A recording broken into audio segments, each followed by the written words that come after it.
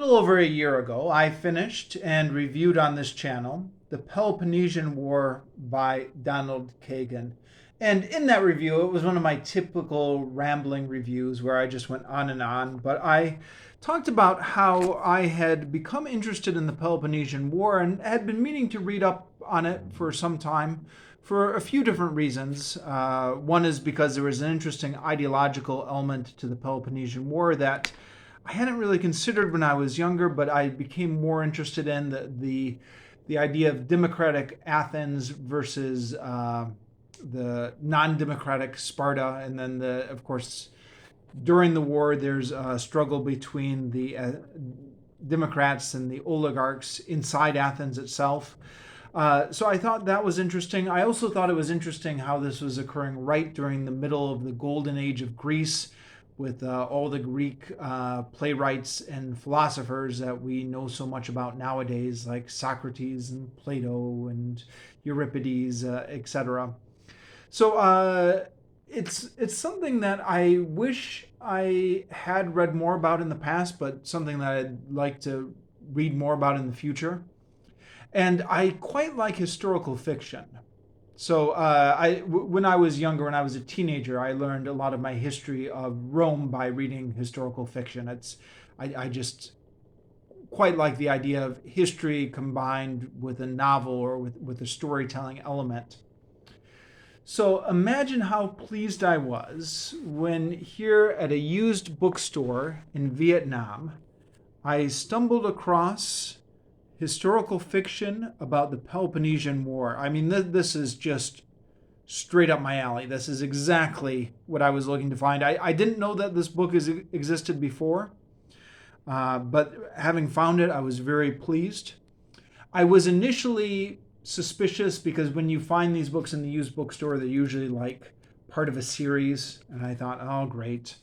Is this going to be am I going to have trouble tracking down the whole series? But I Googled it. I went on to Wikipedia, and it's not a series. It's just a single standalone book. So perfect. The author, Stephen Pressfield, you can see here, he's the author of Gates of Fire, which is another historical novel that's about Thermopylae, the 300 Spartans. And that one's also been, that one's actually been recommended to me by a couple different people, so I recognized it.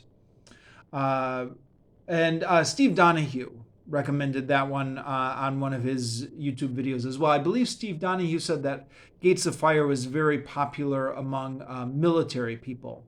And from what I can tell on the internet, it does seem to have that reputation. So Gates of Fire seems to be much more famous than Tides of War. And if I ever find Gates of Fire in a used bookstore here in Vietnam, I'll be sure to snatch that one up as well. But for the moment, this is the only book I found by this author. And like I said, the Peloponnesian War is more my interest anyways. Now, of course, we'll have to see how this book turns out. Is it well done or is it not well done? But it's definitely a subject matter that I'm interested in reading. Now, this takes for its subject Alcibiades, or is it Alcibiades? How is that pronounced? Who's an interesting character in the Peloponnesian War. And he's a character who figures prominently in Donald Kagan's version of the Peloponnesian War. I think he figures prominently in any retelling of the Peloponnesian War. I mainly know about Alcibiades from Donald Kagan's book, but I have heard of him before before I read Donald Kagan's book. Overly Sarcastic Production did a little video story on Alcibiades. They actually pronounce his name Alcibiades. But they do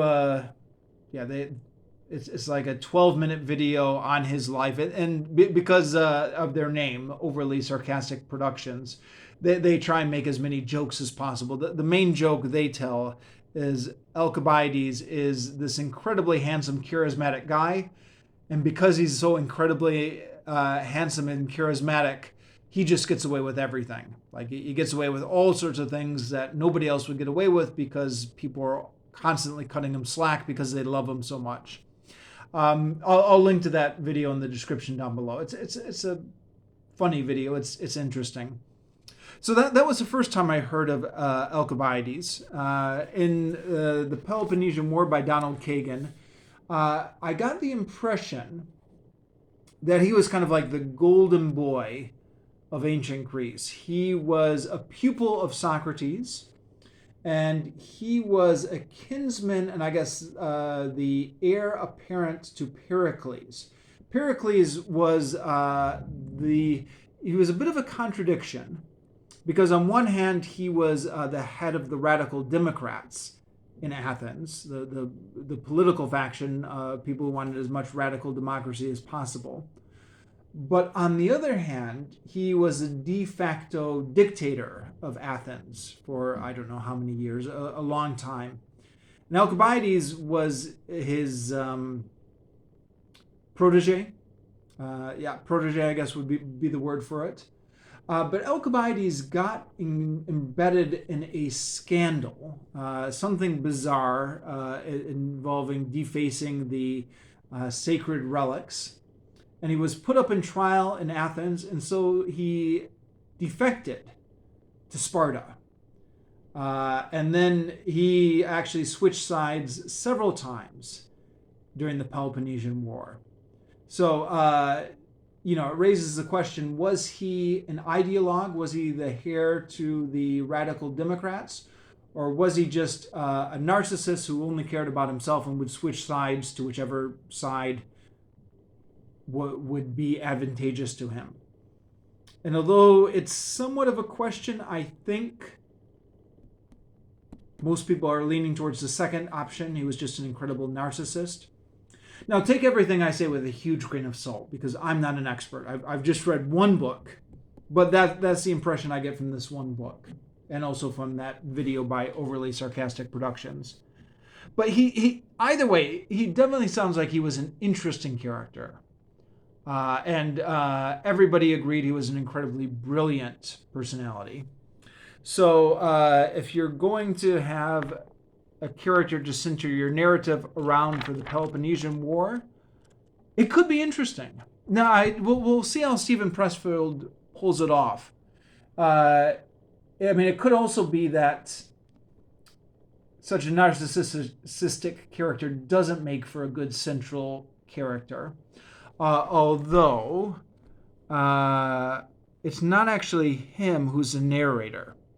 It's narrated by his bodyguard and assassin, a man whose own love and loathing for his former commander, blah, blah, blah, blah, blah. So that could be an interesting narrative angle. We'll see how it all comes together, but it's definitely a book I'm looking forward to reading. I picked this book up, which I think it was close to a year ago now, but it's sat on my shelf. I've been eager to get around to it, but I've had other books that I've been reading. But now that I've finished off Men Like Gods by H.G. Wells, this was definitely the next one that I wanted to get to next. So here we are. I hope I enjoy this, and I'll be back with a full report after I finish it.